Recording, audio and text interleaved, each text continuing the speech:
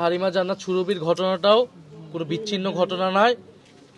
এই ঘটনাও আমরা সেটারই একটা ধারাবাহিকতা হিসেবে দেখি। এই মিডিয়াগুলো কারা পরিচালনা করছে, তাদের মালিক, তাদের সম্পাদকদের কারা বসিয়েছে 5ই আগস্টের পরে, এটাও কিন্তু বাংলাদেশের মানুষ জানে।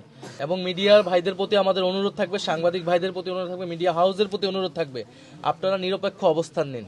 হালিমা জান্নাত সুরভিকে একটি মিথ্যা মামলায় তাকে জেলে দেওয়া হয়েছিল, 11 দিন তাকে জেল খাটতে হয়েছে এবং আজকে তার রিমান্ড চাওয়া হয়েছিল, 2 দিনের রিমান্ডও মঞ্জুর করা হয়েছিল এবং তার বয়সের ব্যাপারটাকে লুকিয়ে রিমান্ড মঞ্জুর করেছিলেন আদালত। এবং পরবর্তীতে সোশ্যাল মিডিয়া সহ আমাদের যারা জুলাই গণ অভ্যুত্থানের নেতাকর্মীরা রয়েছেন তারা এই বিষয়ে সরব প্রতিবাদ করেছেন। আমাদের যারা গাজীপুরে জাতীয় নাগরিক পার্টি, ছাত্রশক্তি এবং যুবশক্তি যারা রয়েছেন তারা এর বিরুদ্ধে প্রতিবাদ করেছেন। আমাদের আইনজীবী ফোরাম তারা কাজ করেছেন এবং সর্বোপরি জনগণের প্রতিবাদের মুখে তার রিমান্ড নামঞ্জুর করে তাকে জামিন দেওয়া হয়েছে। আমাদের এই বিষয়ে বক্তব্য হচ্ছে যে হালিমা জান্নাত সুরভি তিনি যদি কোনো অন্যায় করে থাকতেন, তিনি দেশের একজন নাগরিক হিসেবে যে আইনি এবং নাগরিক সুবিধা সুযোগ পাওয়ার কথা ছিল, তার যে অধিকার ছিল সেটা কিন্তু তিনি পাননি এবং স্পষ্টতই তার সাথে কোনো ন্যায় বিচার করা হয়নি। এবং পরবর্তীতে আমরা জানতে পেরেছি পুরো বিষয়টাই ছিল বানোয়াট এবং মিডিয়ার মাধ্যমে এখানে এক ধরনের কিছু মিডিয়া আমাদের জুলাই গণ অভ্যুত্থানের বিভিন্ন চরিত্র, নেতাকর্মী যা বা বিভিন্ন পরিচিত মুখ যারা রয়েছে তাদের চরিত্র হননের চেষ্টা 5ই আগস্টের পরবর্তী সময় থেকেই করছে। এবং হালিমা জান্নাত সুরভির ঘটনাটাও কোনো বিচ্ছিন্ন ঘটনা নয়। এই ঘটনাও আমরা সেটারই একটা ধারাবাহিকতা হিসেবে দেখি। আমরা এর আগে হবিগঞ্জেও দেখেছি যে জুলাই গণ অভ্যুত্থানের এক নেতাকে গ্রেফতার করা হয়েছে, ছাত্রনেতাকে।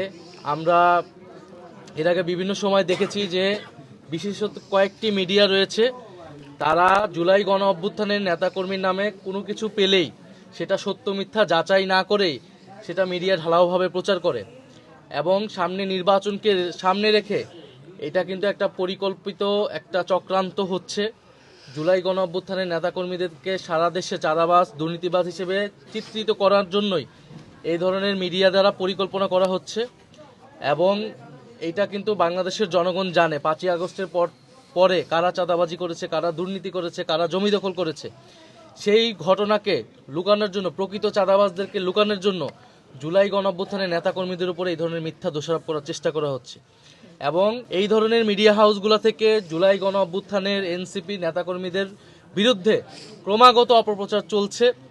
এবং এই মিডিয়াগুলো কারা পরিচালনা করছে, তাদের মালিক, তাদের সম্পাদকদের কারা বসিয়েছে 5ই আগস্টের পরে, এটাও কিন্তু বাংলাদেশের মানুষ জানে। ফলে আমরা সামনে নির্বাচনকে ঘিরে যদি দেখি যে মিডিয়া নিরপেক্ষ অবস্থান না নেয়, বেশিরভাগ মিডিয়া কোনো একটা দলের পক্ষে অবস্থান নেয়। কারণ আমরা স্পষ্ট এটা দেখতেছি, দেশের বড় 2টি মিডিয়া হাউসের সম্পাদক তারা একটি দলের মঞ্চে উঠে বক্তৃতা দিচ্ছে, একটা দল বিজয়ী হবে সেই ধরনের প্রচারণা করছে। একটা মিথ্যা জরিপ ছেড়ে এক ধরনের পরিস্থিতি তৈরি করা হচ্ছে যে নির্বাচনে যেই কারচুপি হবে, নির্বাচনে যেই ভোট ডাকাতি হওয়ার পরিকল্পনা করা হচ্ছে সেটাকে যাতে, সেই ফলাফলকে যাতে বৈধ হিসেবে দেওয়া ঘোষণা করতে পারে, এই ধরনের একটা পরিবেশ তৈরি করা হচ্ছে, বৈধতা আদায় করা হচ্ছে মিডিয়ার মাধ্যমে। এবং সেক্ষেত্রে টার্গেট করা হচ্ছে যারা গণ অভ্যুত্থানে অংশ নিয়েছিল সেই সকল ছাত্রনেতাদের, সেই সকল মানুষদেরকে। আমরা স্পষ্টভাবে বলতে চাই এ ধরনের পরিকল্পনা যারা করতেছে তারা সফল হবে না।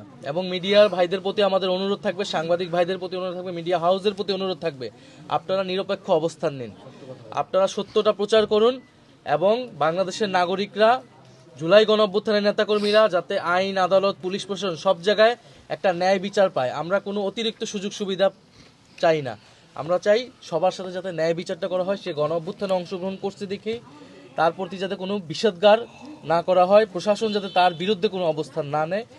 আমরা চাই প্রকৃত ন্যায় বিচার এবং নিরপেক্ষতা তৈরি হোক, সেটা মিডিয়ার মাধ্যমে তৈরি হোক, সেটা পুলিশ প্রশাসন সব জায়গায় তৈরি হোক।